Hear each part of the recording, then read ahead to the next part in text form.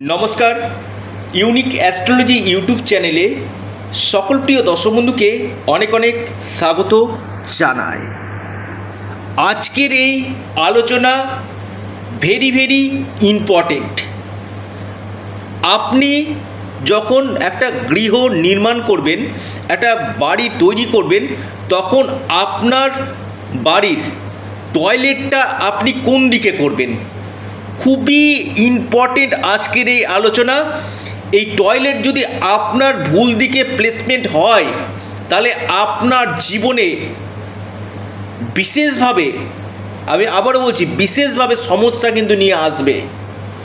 এবং টয়লেটের আপনার টাইলসের কালার কি করবেন, ল্যাট্রিনের মুখটা আপনি কোন দিকে রাখবেন, এই সমস্ত কিছু বিষয় নিয়ে আমি এই ভিডিওতে আলোচনা করতে চলেছি। দেখুন, বাস্তুশাস্ত্র একটা ভাস্ট সাবজেক্ট এবং বাস্তু আমাদের 30% আমাদের জীবনকে কিন্তু প্রভাবিত করে।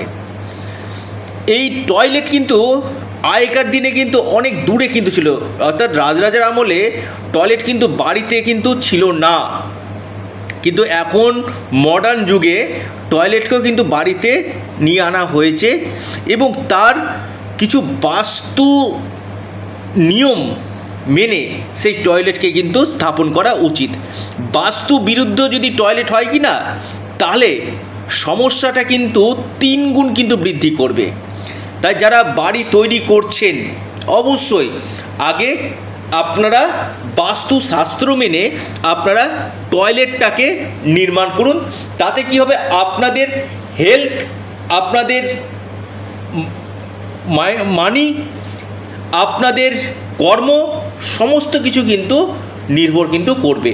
অর্থাৎ ভুল জায়গাতে আপনি টয়লেট করে দিয়েছেন, আপনি হেলথ নিয়ে কিন্তু ভুগবেন, শরীর নিয়ে, আপনার অর্থনৈতিক প্রবলেম, আপনার কেরিয়ারের ক্ষেত্রে বাধা। আমি বারবার বলছি, অনেকে এমন রয়েছে টিউশনি পড়াতো, লাখ টাকা ইনকাম করতো, একটা ভাড়া বাড়িতে আপনি দেখবেন ভাড়া বাড়িতে করে অনেক উন্নতি করেছে, কিন্তু নিজের বাড়ি তৈরি করার পর থেকে সেই ব্যক্তি কিন্তু ডাউনফল করে গেছে। কেন? ওয়াই? তার বাড়িতে টয়লেটের জায়গাটা কিন্তু সমস্যা কিন্তু রয়েছে। আমার কাছে অনেক ফোন আসছে, বাস্তু জায়গাটা নিয়ে অনেকেই পরামর্শ করতেন, শুধুমাত্র বাস্তুর জন্য অ্যাপয়েন্টমেন্ট করছেন এবং তাদেরকে আমি হোয়াটসঅ্যাপে ডিটেলস, আমি ছক এঁকে, অর্থাৎ একটা গৃহ কিভাবে নির্মাণ করবেন, বাড়িটা কিভাবে তৈরি করবেন, তার ছক এঁকে কিন্তু আমি পাঠিয়ে দিচ্ছি। অর্থাৎ বাস্তুশাস্ত্র মেনে এবং ল্যাট্রিনটা কোন দিকে থাকবে, কোথায় করা উচিত, কি রঙের করবেন, সেই জায়গাগুলো টোটাল। কারণ প্রচুর মানুষ আজকে প্রচুর সমস্যাতে কিন্তু রয়েছেন। এই টয়লেট আমাদের জীবনে কিন্তু সমস্যা কিন্তু তৈরি করে। কারণ টয়লেট অনেকে কি করছেন, যে কৌশিকদা আমার তো এই জায়গায় টয়লেট হয়ে আছে, কি করব? আমি সঙ্গে সঙ্গে বলি, টয়লেটের ক্ষেত্রে নো প্রতিকার। এখানে আপনাকে অবশ্যই সেই টয়লেটকে স্থান পরিবর্তন করতেই হবে। আমি দায়িত্ব নিয়ে কথাটা বলছি, কারণ আমি অনেক বাস্তুকে আমি দেখিয়েছি, অনেক বাস্তুর যারা করিয়েছেন, যে নতুন যারা বাড়ি করছে তারা বাস্তু নিয়ে দেখাচ্ছেন, যারা বাড়ি করিয়েছেন তারা বাস্তু নিয়ে দেখাচ্ছেন। একজনের ঠিক ঈশান কোণে, অর্থাৎ উত্তর পূর্ব কোণে টয়লেট রয়েছে। আমি একটা কথা বললাম, তার হেলথ, শরীর স্বাস্থ্য এবং মানি প্রবলেম 100% আসবেই আসবে। কৌশিকদা কী করব? আমি বলে এখানে কোনো নো রেমেডি, আপনাকে এই টয়লেটকে সরাতেই হবে, টয়লেটের স্থান পরিবর্তন করতে হবে। কোথায় করতে হবে সমস্ত আমি ছবি এঁকে আপনাকে বাস্তুর একটা ডায়াগ্রাম এঁকে আমি পাঠিয়ে দিচ্ছি। অর্থাৎ টয়লেটের কি রং করবেন, কোন দিকে ল্যাট্রিনের মুখ থাকবে, সমস্ত কিছু, এবং কি কালারের টাইলস রাখবেন, এগুলো সমস্ত কিছু কিন্তু আমি বলে দিব। এবং অগ্নিকোণ, যেটা দক্ষিণ পূর্ব কোণ, এখানে কিন্তু বিশেষ করে মা লক্ষ্মীর কিন্তু একটা বিশেষভাবে প্রভাব থাকে। এখানে যাদের টয়লেট রয়েছে তাদের মান সম্মান, প্রভাব, প্রতিপত্তি কিন্তু কমে। এবং পাশাপাশি আর্থিক স্থিতি, অর্থনৈতিক স্থিতি অগ্নিকোণে টয়লেট থাকলে কিন্তু দিন দিন বসতে কিন্তু থাকে। এবং পরিবারের মধ্যে কলহ কিন্তু হতে থাকে। আমি দেখেছি, আমার প্রচুর রিসার্চ করা রয়েছে এই টয়লেটের উপর। বাস্তু অনেক ভাস্ট সাবজেক্ট, আমরা বলছি প্রত্যেকের ক্ষেত্রে কিন্তু আমি টয়লেটটা, সিঁড়ি, সমস্ত কিছু বিষয় নিয়ে কিন্তু আমি জানাই। বা আপনি যদি উত্তর পশ্চিম কোণে যদি টয়লেট করেন, তাতে কী হবে, আপনার সন্তানের এডুকেশান, বিবাহ, এই জায়গাগুলো কিন্তু আটকে যাবে, বিবাহের জায়গা আটকে যাবে, সন্তানের এডুকেশান, সন্তানের কেরিয়ার, এই জায়গাগুলো কিন্তু আটকে যাবে। আবার যদি আপনি ঠিক আপনি দক্ষিণ পশ্চিমে টয়লেট করেন, সেটাও কিন্তু বাস্তু বিরোধী কিন্তু রয়েছে। অর্থাৎ এবার টয়লেটটা আপনি নির্মাণ করবেন কোথায়, সেটা স্থান কোথায়, অবশ্যই আপনাকে পরামর্শ করতে হবে তার জন্য। কোন জায়গাতে আপনি টয়লেটটাকে তৈরি করবেন, কোন জায়গাতে টয়লেট রাখা উচিত এবং কোন কোন মুখে আপনি ল্যাট্রিনকে বসাবেন, সেটা অবশ্যই আপনাকে পরামর্শ করতে হবে। কারণ আমি বাস্তু নিয়ে আমি প্রচুর রিসার্চ করেছি। আমি আবারও বলছি, প্রচুর ফোন আসছে যে কৌশিকদা আমি আমার বাস্তুটা শুধু দেখাতে চাই, আমি জন্মকুণ্ডলী দেখিয়েছি, তার রেমেডি করেছি, কিন্তু বাস্তুর জায়গাটা নিয়ে কিন্তু আমি খুব সমস্যাতে রয়েছি। কী করবো কৌশিক? অবশ্যই আমি আবারও বলবো, বাস্তুর জায়গাটা অবশ্যই রেমেডি করতেই হবে। বাস্তুর প্রতিকার প্রতিবিধানের দরকার রয়েছে। ঈশান কোণে টয়লেট মোটেও শুভ নয়।